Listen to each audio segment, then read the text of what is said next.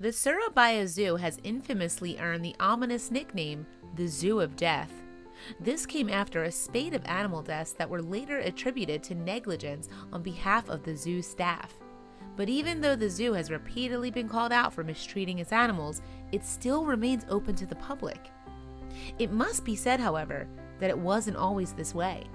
After all, the Surabaya Zoo opened in April 1918, and now the 37-acre site is the country's oldest zoo. It is located on the Indonesian island of Java.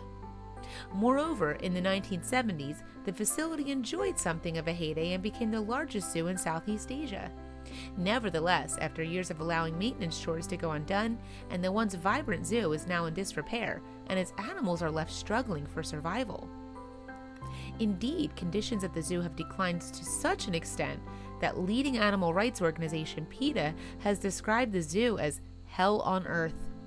They added, animals are confined to trash-littered, barren, cramped cages that are measly fractions of the wild habitats they would call home.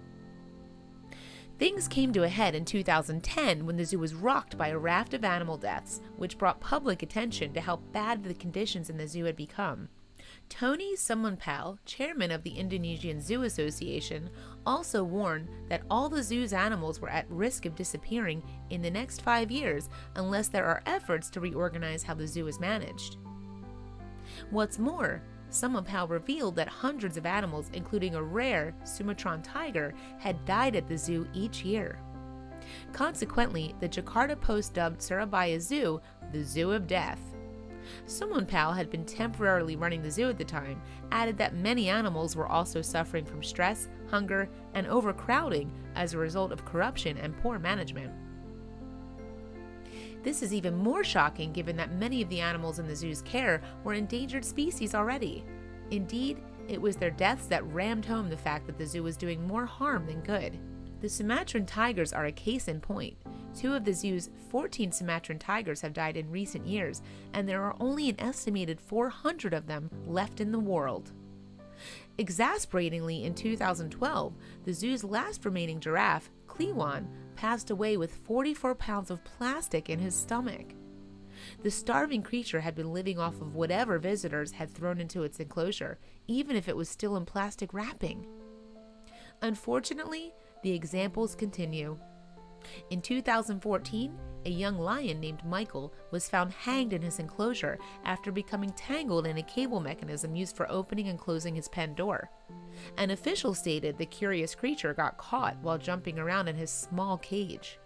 Other tragic deaths include those of a wildebeest, a mountain goat, a Komodo dragon, a Bavarian deer, and a crocodile. On top of all this, there were still a number of animals at the zoo suffering from chronic illness and ailments. For instance, the heartbreaking images of Melania, the Sumatran tiger, starving to death in her enclosure really drove home the extent of her neglect. And when her plight caught the attention of the press, she was moved to a new home. Sadly, though, her wasted condition meant that she died within a year. Other disturbing photographs from the zoo's quarantine area show an emaciated Bengal tiger suffering from kidney failure and a missing ear.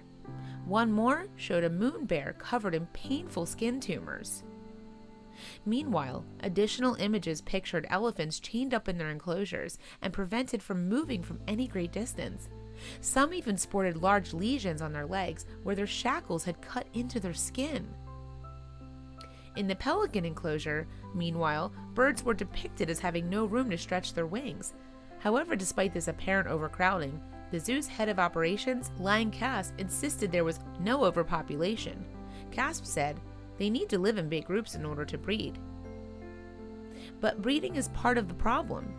Indeed, in 2014, the zoo was home to 3,465 animals. This out-of-control breeding then led to reports of inbred animals that suffered from major defects. Frighteningly, allegations about the zoo's management were even worse. In fact, reports claimed that the zoo had profited from the animal deaths by stripping the animals' skins and selling parts of their carcasses on the illegal wildlife market. all that said, the zoo has attempted to make some improvements after its license was revoked in 2010. Indeed, its entrance fees have tripled, its animals have been given more space, new bloodlines have been introduced, and some animals have been moved to other facilities. However, this hasn't stopped animals from dying. In fact, in 2016, the zoo lost yet another rare Sumatran tiger to heart failure. This time, though, the zoo insisted that it was down to natural causes. Nevertheless, the animal rights group PETA has renewed its call to have the zoo closed, at least until major upgrades are accomplished. Additionally, the campaign Shut Down Surabaya Zoo Indonesia has set up a petition for its cause. The online petition, which calls for the president of Indonesia, Joko Widodo, to intervene, has since 2013 attracted over 800,000 signatures. Many of the animals cared for at the Surabaya Zoo live in pitiable conditions. Some are highly endangered species. This must stop, reads the petition. But will it?